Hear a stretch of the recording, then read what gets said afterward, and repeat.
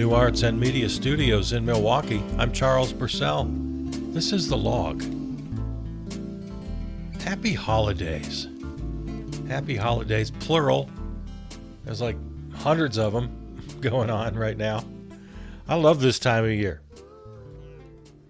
When is solstice this year? Solstice 2025. Let me look this up. Sunday, December 21st at 9:03 a.m. That's the exact moment when the sun reaches its most northerly, I'm reading this, northerly or southerly excursion. What? Relative to the celestial equator on the celestial sphere. That doesn't help me very much. So there you go. Happy solstice, everybody. And it got me thinking about all of these other holidays. And just for fun, I thought I'd go through some of them here with you. And I hope you're celebrating something. I hope you're observing something. See, I think it's important. I stripped away all of my love for organized religion. But when I left organized religion, I still felt awe, which is, I think, the best word for it. For just the universe, the cosmos, for all of it, for reality itself, for life, for all the questions we'll never be able to answer. That's been my philosophy really since childhood, 12 years old. I kind of figured, well, science will continue to give us answers. Every year as we look back at the events of the year, undoubtedly there are going to be some scientific discoveries. That's just the way things are. And that's great. But I figured as a kid, and I still believe this, there's always going to be questions unanswered. There's never going to be a time when we've got it all figured out, when science can tell us exactly what it's all about from beginning to end. I can't prove it. I can't disprove it. But I believe with all my heart and soul that the ultimate answers will never be known through science or anything else. Okay, enough of that. Let me look at a few holidays with you. I know people here in Milwaukee, my hometown, are going to know a lot more about Krampusnacht from Central Europe, because there's a big Krampus celebration every year here in Milwaukee. Alpine folklore predates St. Nicholas. The legendary Krampus figure roams the streets to warn or punish naughty children. Yeah, Krampus is a pretty frightening beast, a horned demonic folklore figure from Central European alpine regions, punishes misbehaving children during the Christmas season, acting as the dark counterpart to the benevolent St. Nicholas. Depicted as a hairy goat-like beast with horns, hooves, and a long tongue, Krampus carries birch branches to swat away bad children, often in parades on December 5th, which is Krampusnacht, December 5th. His origins lie in pre-Christian pagan traditions, later integrated with Christian customs as a stick to St. Nick's carrot. Yeah, if you're not familiar with Krampus or Krampusnacht, I do encourage you to take a look.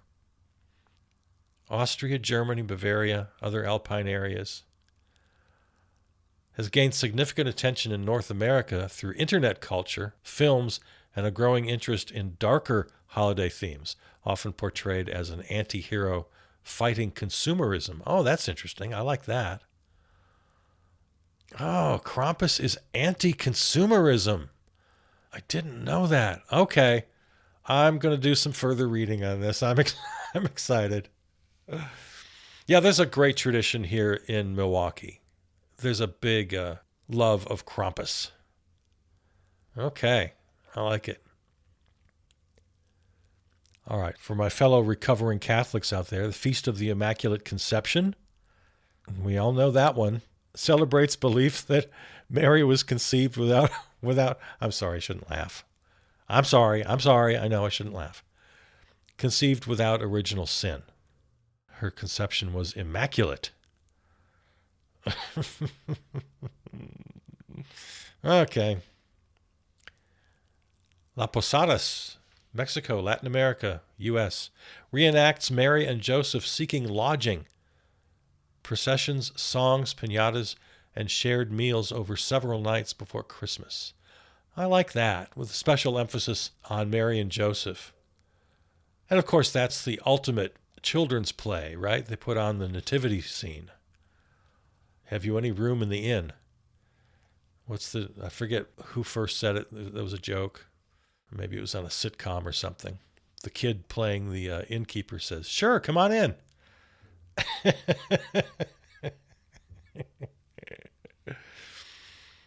Well, then, of course, where we live anyway, the granddaddy of them all, Christmas Eve, Christmas Day, celebrated around the globe, commemorates the birth of Jesus. Church services, nativity scenes, gift-giving, trees, family feasting. Don't have to tell you about Christmas. We all know about that. And like I said, when I was a kid, I was all over it.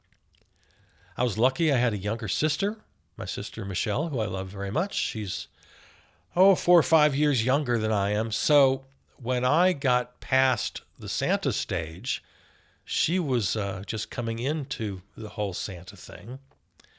And so I was able to really enjoy that for a few years, kind of encouraging her. And we'd see little tracks in the snow from birds or rabbits or something, and we'd say, those are the elf tracks. So it's really fun when you're 9, 10, 11 to have a younger sibling where you can do the whole Santa thing. So yeah, we'd see the animal tracks in the snow under our window. Say, oh yeah, that's the elves watching us. St. Stephen's Day or Boxing Day, Christian feast of first martyr and secular post-Christmas holiday, charity, sporting events, and shopping or family time. Do you celebrate Boxing Day? Also known as Offering Day, December 26th, day after Christmas, was once a day to donate gifts to those in need. It originated in the UK and is celebrated in several Commonwealth nations. Okay, now this has me interested again. It says here, it was once a day to donate gifts to those in need, suggesting that it's no longer that? Yeah, it originated as a day for the wealthy to give Christmas boxes with gifts, money, or leftovers to servants and tradespeople who worked on Christmas Day. Oh, I see. Okay. Or from church alms boxes distributed to the poor. It's now, oh God, this is just, all right. Try to be happy today. Try to do a happy show, and here's what happens. It's now a major shopping day and time for sports, akin to Black Friday, for post-Christmas deals. Oh, come on, people. I'm trying to be happy. I'm trying to do a happy show. So Boxing Day once meant that people who were able gave to those in need or those who had to work on Christmas Day to honor those folks. And now it's just become another shopping day for post-Christmas deals akin to Black Friday. Come on. All right, I'm going to try to stay happy. Lord, that pisses me off.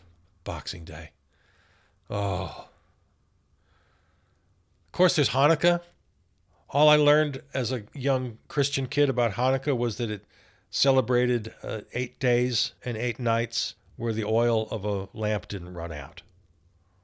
I guess kids got 8 different presents on 8 different nights. I remember hearing that as a kid and feeling kind of jealous. I remember hearing about the dreidel, which is this, again, you're going to know more about this than I am. I'm going to sound ignorant. I apologize. The dreidel, of course, was the top that you spin, and how it lands means something. So there's everything I know about Hanukkah.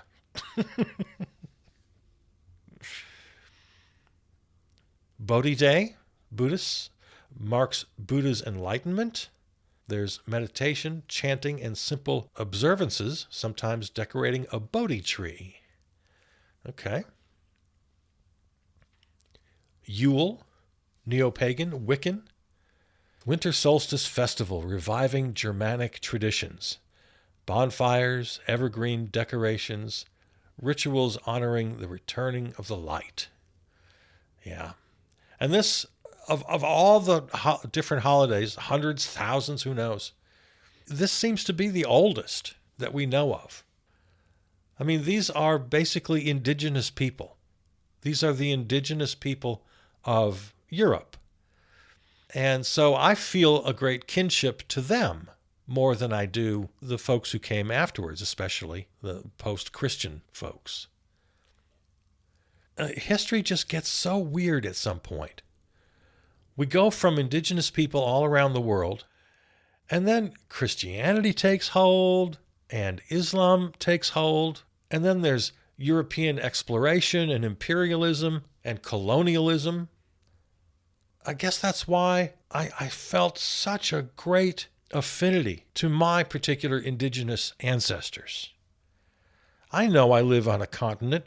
My indigenous ancestors didn't live on this continent. I'm a visitor here. And when you get that mindset, it's a whole different way of looking at the world. I love where I was born and where I grew up and where I still live. But I know deep in my heart that the deepest feeling I have is that I'm a visitor. I'm a guest.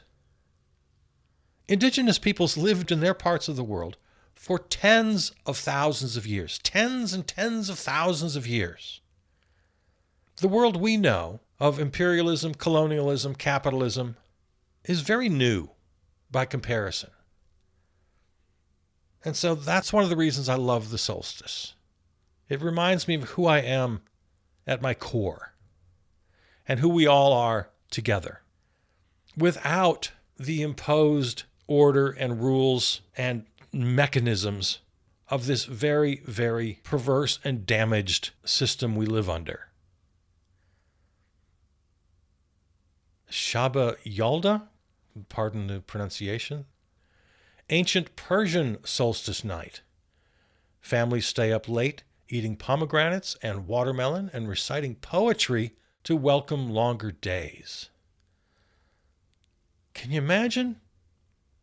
Stay up late eating pomegranates, watermelon, and reciting poetry with your family and friends. We can do so much better than we're doing right now. This is bittersweet, really, too. I mean, I'm telling you how much joy I take in the solstice. It's also just sad to what we've become. And damn it, it's not us. It's the handful of billionaires who've decided for us how things are going to work. Anyway. All right, let's keep going here. Dongxi. I think that's how you pronounce it. Dongxi. China, East Asia. It's a Chinese solstice festival with Confucian roots. Family gatherings, eating tangyun, or dumplings, symbolizing reunion and warmth. Soyal. This is a Hopi tradition of U.S. Southwest. Winter solstice ceremony to welcome back the sun and Kachina spirits. Secretive rituals, prayer sticks, and community blessings. Okay, I'm sure not only the Hopi, I'm sure each of the native nations here on Turtle Island had similar ceremonies. Stonehenge solstice gathering, that's always fun for those of us with European roots. Modern solstice observance at Stonehenge. Crowds greet sunrise with drumming and neo-pagan ceremonies. You can watch sunrise at Stonehenge via live stream now. I've done that several times on the solstice. You can tune in a live stream, watch sunrise, because of course that's the whole point of Stonehenge. It lines up with the sunrise. Saturnalia, ancient Rome. Classical festival for Saturn with role reversals and feasts. Yeah, role reversals. That used to be a thing. I wonder if anybody does that anywhere. Modern neo-pagan or historical groups sometimes reenact with banquets and gift-giving. Okay. Yeah, the role reversal. Masters become slaves for a day and vice versa. I'm sure the masters didn't let it get out of hand, but still. There's Kwanzaa, of course. Of all the many holidays, probably the newest, the most recent, created in 1966 to celebrate African heritage and values. Candle lighting for the 7 principles, storytelling, and a communal feast. Yeah, I like that aspect of Kwanzaa. When I hosted on Wisconsin Public Radio, I always made sure to spend a little time on Kwanzaa. I had an expert guest come into the studio and explain all the 7 principles. And for each of the principles, well, here, let me look and see what they are. 7 principles of Kwanzaa. Unity, self-determination, collective works and responsibility, cooperative economics, purpose, and creativity. One more, faith. And each one has an African name. Unity is Umoja. Creativity is Kumba. Faith is Imani. So I forget exactly how it goes, but you take each day of Kwanzaa to celebrate that particular principle. And then on each day you have a particular greeting and response. So the standard greeting is Habari Gani, which is a Swahili phrase that means basically, what's up? What's the news? What's happening? Habari Gani. And then the response is the principle of the day, also in Swahili. So if you meet somebody on the first day of Kwanzaa, you say, Habari Gani. And the person says back to you, Umoja, which means unity. There you go, Kwanzaa. I like it. In Nordic parts of Europe, St. Lucy's Day and St. Lucia Day, I guess it's the same thing, honors the early Christian martyr, St. Lucia. Processions led by a girl in white with candle crown, songs and saffron buns. Okay, I got some Nordic in me. My particular origins are Irish, Scottish, and Swedish.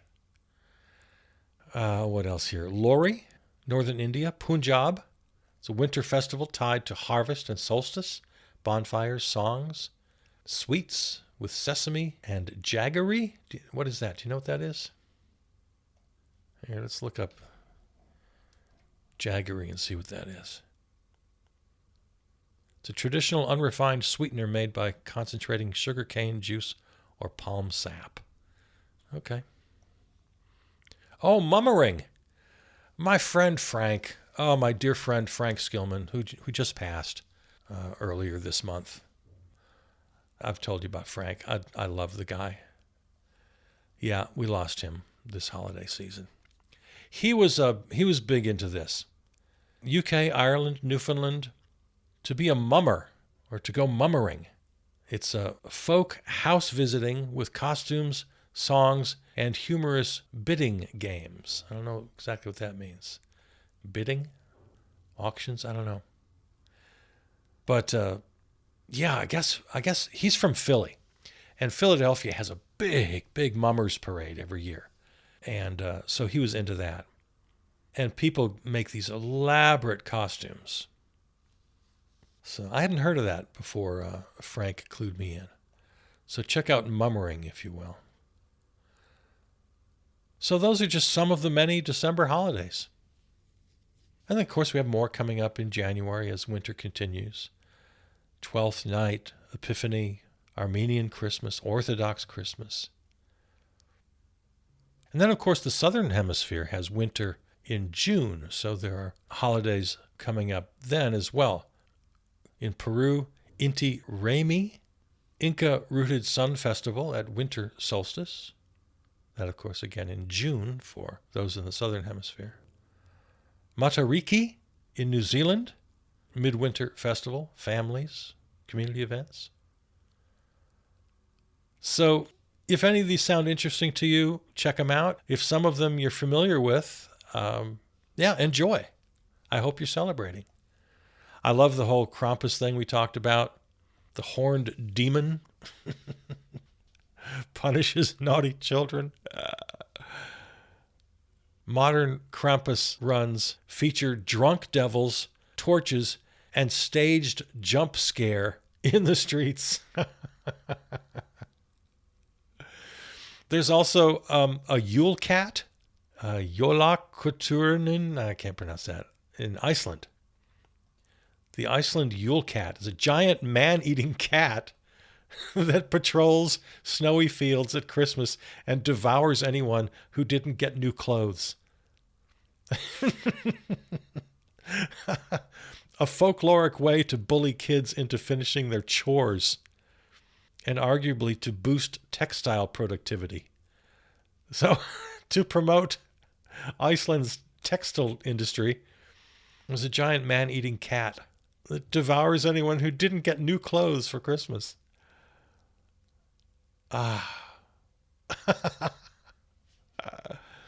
Also from Iceland, Yule Lads. Let's see, what's this? A gang of troll sons with names like Sausage Swiper and Window Peeper, who originally terrorized children and now are semi-goofy Santa stand-ins, leaving treats or rotten potatoes. See?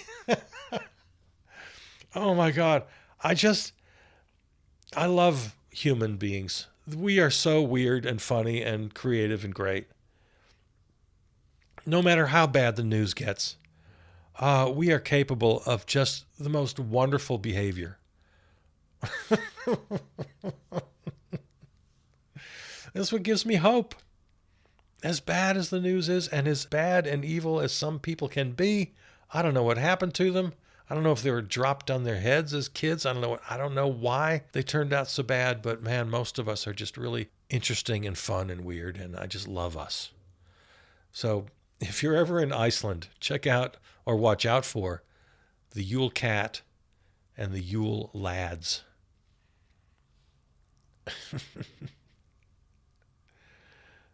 There's a character in Wales called Marie Lwyd, Lwyd. I don't know how you pronounce that. A person carries a real horse skull on a pole, draped in a sheet with glass eyes, going door to door at New Year. Households must engage in a rhyming insult battle with the ghost horse party, and if they lose, Marie comes in to drink and party. Oh God, it's so good. We're the best. We're the best. Humans are the best.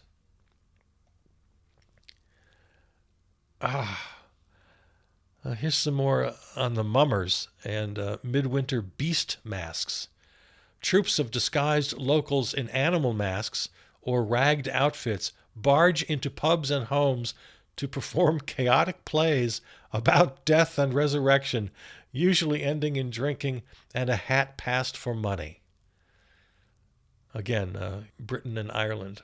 Yeah, these are my people. I should know more about the mummers. Oh, it's all so great, isn't it? Oh, here's another detail about Dongxi, which we mentioned earlier, a celebration in China. It's the ear dumplings story. One legend says a benevolent doctor handed out ear-shaped dumplings to the poor in winter so their frost-bitten ears wouldn't fall off, leading to a custom of eating dumplings for warmth and luck at solstice time. So get your Dongxi ear dumpling. I mentioned briefly that role reversal is often a part of these ceremonies. Social hierarchies were symbolically flipped. Slaves were publicly served by masters, allowed to speak freely, and sometimes wore a freedman's cap while masters dressed down and waited on them. Also, debt relief, punishments, executions, and some official business like debt enforcement and war declarations were suspended. The rich were expected to give gifts and sometimes cover rents or help the poor financially during the festival. Those were elements of Saturnalia. Feast of Fools, also known as boy bishops in medieval Europe. Clergy hierarchy flipped. Lower-ranking clergy and choir boys mocked their superiors in parodies of church ritual, sometimes electing a boy bishop or pope of fools to preside in place of actual bishops. Oh, we need so much more of this in modern society. We need some irreverence. We need some role reversals.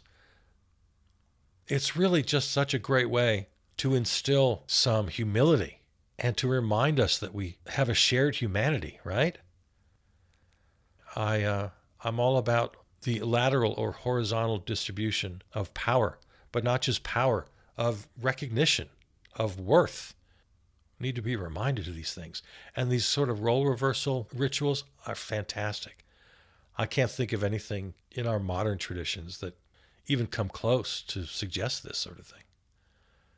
Symbolic social inversion. Processions, masks, and irreverent skits dramatized the last shall be first idea, temporarily putting the lowly in charge in a carnivalesque way inside and around churches. Oh my goodness, we are so heavily steeped in hierarchy, both in social position, certainly in economic position. The fact that these rituals happened in churches, the most hierarchical of all institutions, this is great. This is great. I mentioned Boxing Day earlier. Yeah, I guess I should have known this. I didn't. Originated as centering around charity. Employers gave servants and workers a Christmas box. Yeah, the Jubilee concept. Debt relief, servitude relief. Not a fixed winter date, but often referenced in winter preaching. The biblical year of Jubilee called for release from long-term debts and servitude, restoration of family land, and a kind of economic reset after set cycles of years. While not a winter festival itself, Jubilee ideas of debt relief and social leveling often surface in Christian teaching around Advent and New Year as a model of radical reset and justice. That's what I'm talking about. That's what I'm talking about. I think we should know our history better. I think we're capable of great things. I think the human spirit is wonderful and beautiful. And I think we have to absolutely eat the rich. We got to do everything within our power to, I know we can't go back in time. I don't think we should, and I'm not asking us to do that.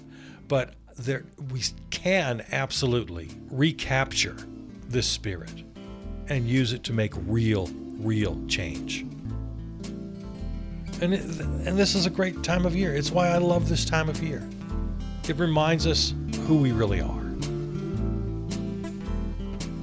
So whatever holidays you celebrate, I hope you can incorporate some of these wonderful life-affirming ideas and keep them in your heart year-round. All right. I love you. Happy holidays.